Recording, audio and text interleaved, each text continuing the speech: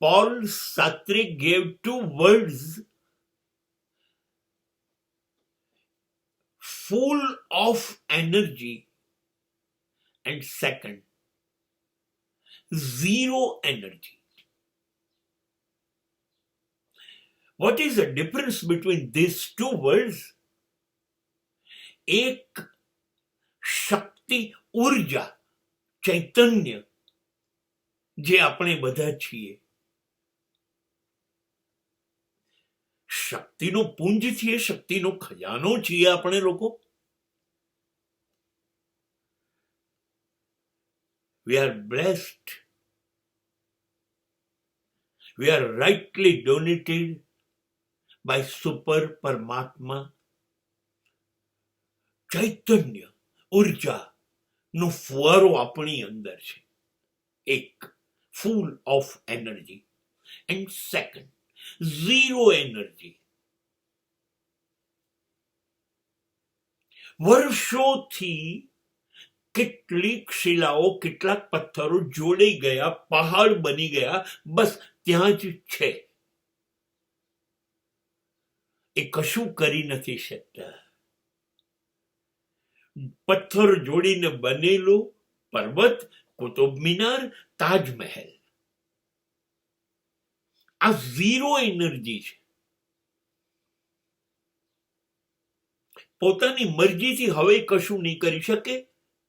દેશીમાં કહું, નિર્જીવ, જેનામાં જીવ નથી,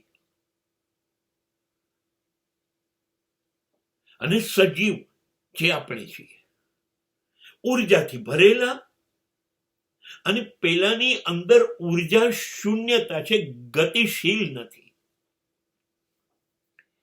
બંને બહુ અદ્ભુત શબ્દો છે. પેલું હજારો વર્ષ જીવે તોય અર્થ શૂન્ય છે.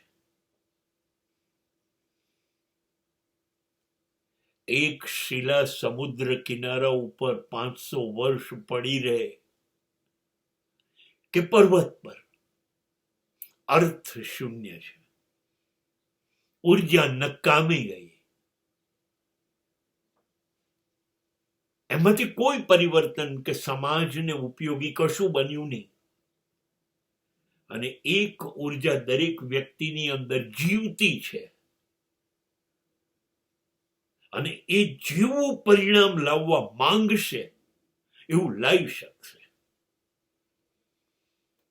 એ સ્વતંત્ર છે. All possibilities and all probabilities are there. You are free to utilize it. તમે સ્વતંત્ર છો. તમારી પાસે બધી તક છે. એનો ઉપયોગ કરી શકો એમ છો. અને તમારી જાતને સાવ બદલી શકો એમ છો.